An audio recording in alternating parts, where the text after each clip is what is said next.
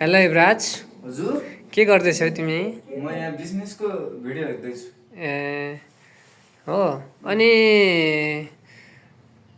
तिमीलाई चाहिँ कुनै वेबसाइटहरू सजेस्ट गर्न सक्छौ तिमीले टाइपिङको सम्बन्धित?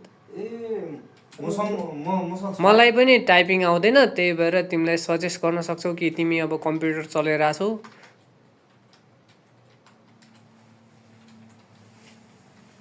यसको नाम चाहिँ मङ्की टाइपिङ होइन, जसमा चाहिँ हामीले धेरै विशेषताहरू दिएको छ। यसमा चाहिँ आफूले गर्दा पनि भयो, इन्फिनिट टाइमसम्म लेख्दा पनि भयो होइन।